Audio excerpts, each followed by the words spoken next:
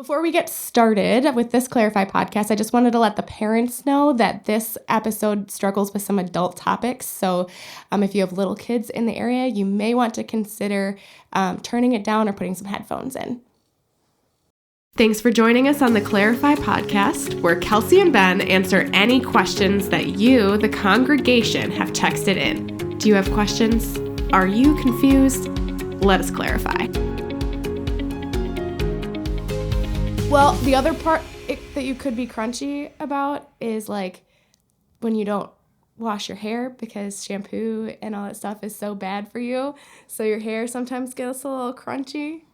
That's the other way that you could think about it.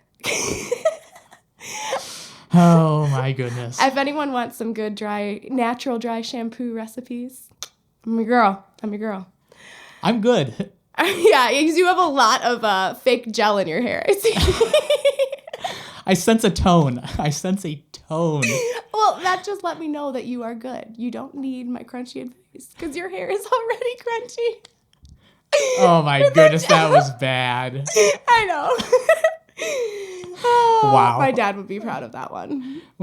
Okay, so today we've got two really kind of mysterious questions to answer. The first question that we're answering today was given to us from a couple of weeks ago. Was still when Gary gave the message on Genesis 6 and the flood. And so the first question is, if the Nephilim were before the flood and all aside from Noah's family died from the flood, how did the Nephilim line continue after the flood? And they even provided us the reference that says, since the Nephilim are mentioned again in Numbers 13:33. So Ben, tell us what the Nephilim are. Remind us what they are. Remind us from 2 Gary weeks ago. did mention it in his sermon, and we're not going to go into all the details of what everything could and couldn't be. There's two main views. There's the view that the sons of God and the daughters of man are believers and unbelievers, or righteous and unrighteous, whatever you want to call them. And then there's the view that the fallen angels or demons, whatever you want to call them, came and impregnated women and created this like half demon, half man hybrid thing. Because the Nephilim, doesn't that just mean giants? Like, isn't that the translation of the word? Yeah, in the Septuagint, which is the old Greek translation from, I don't even know how old it is actually off the top of my head. But the one that like Paul is quoting when he writes his letters and everything, that uses the Greek word giants. So it's understood from forever, giants. And I think in Numbers 13, it actually refers to like the Nephilim and then giants. Yeah. So, okay. So it does, it means giants, and those are the two views. So the question brings us back to, okay, so let's say theory number 2 is correct, and that seems to be the theory number 2 is correct because you think theory number 2 is correct? No, I think that we're answering theory number 2 is being correct because the questioner seems to imply that they believe that theory number 2 is correct. Maybe. Okay. Maybe, because it doesn't matter per se for the sake of the question, because they do come again in, like you said, in Numbers 13 there, that it says that that's after Moses sends out the spies and they go and see, and they said, we seem to them like grasshoppers, there's these giants, and they call them the Nephilim. So no question about it, there's Nephilim before the flood in Genesis 6, there's Nephilim after the flood in Numbers 13. So regardless of how they came to be, they're there. Now I would agree that that's probably what this question is saying, because if it's simply a line of like righteous people and unrighteous people, I mean, that question doesn't. Because we know there are unrighteous people here today. How did it continue on after the flood? Because we're stupid and sinful. Like that's. So I'm assuming you've got to be right on that. That it's assuming that it's these demigod figures. So what are your thoughts on it? This is a question that I actually have been wondering myself.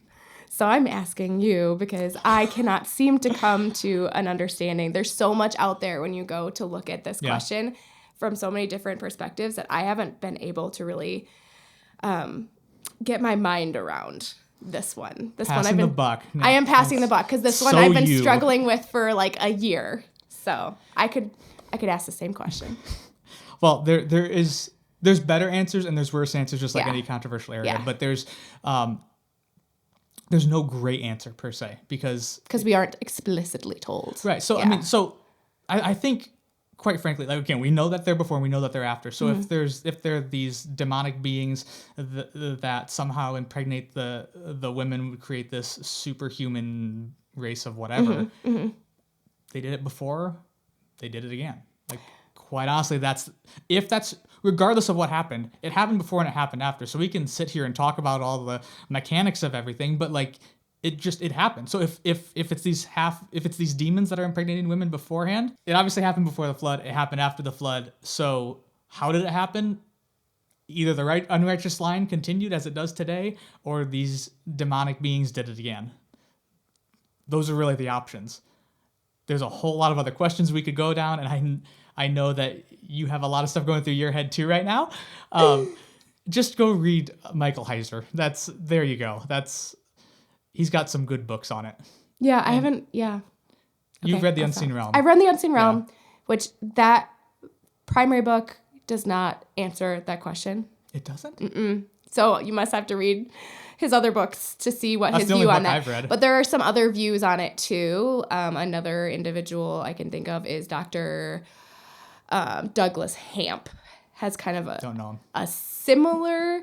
He still has like a very a view that is similar to Michael Heiser's on the Unseen Realm itself, but his view of the Nephilim is not the same. Like they're different than the way he describes them. So it's interesting. His books are Corrupting the Image. He has 3 volumes. So I haven't read all of them yet, but I've heard him speak.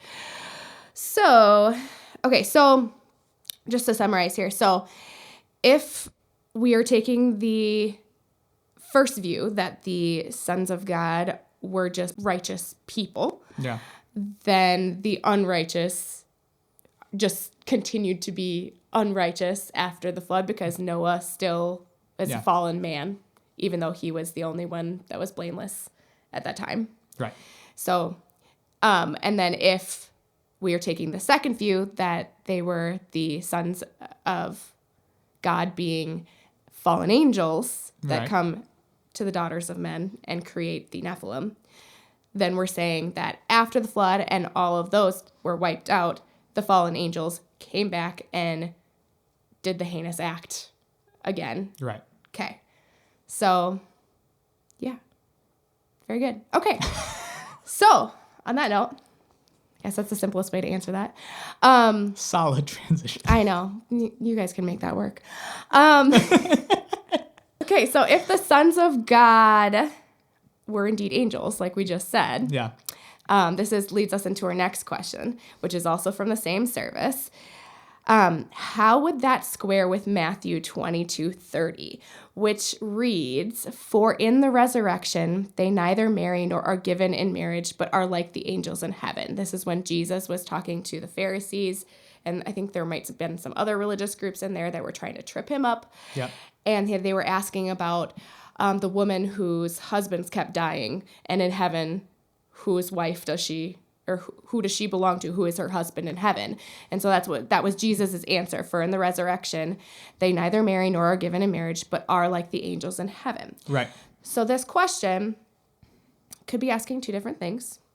Let's go with one of them. One of them, which I think is probably what the person is asking, is less related to marriage itself and more related to the consummation act of marriage, which is the most PG way for me to say that. Since this is a family show.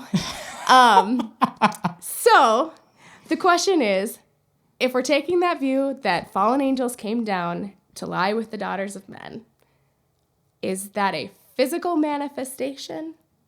Or is that similar, in my view, this is my opinion, I'm wondering if it was not similar to the way the Bible talks about Jesus' conception, where the Spirit of God hovered over Mary.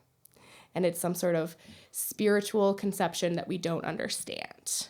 What are your thoughts? I do agree that the whole thing, I think, are these half demon, half man hybrid Nephilim. things. Yeah, the Nephilim.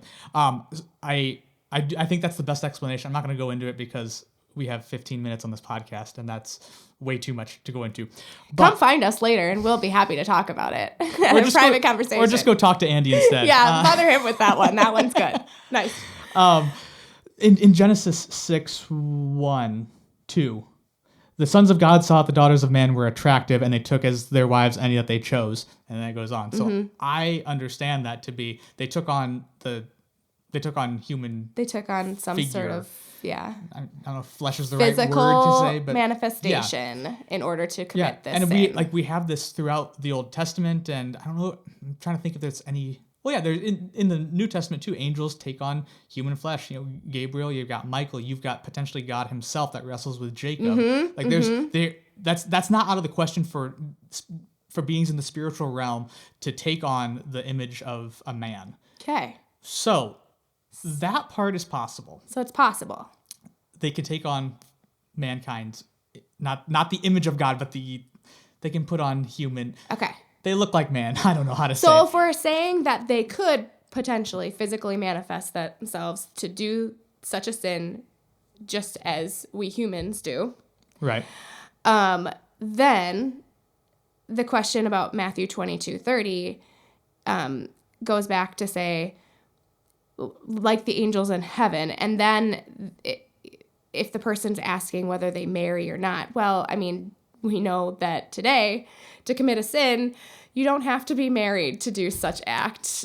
I mean, we would like it if you were. God would like it if you were. But it's possible to do that thing that shall not be named without being married. So I guess that's how that squares. Right. So right.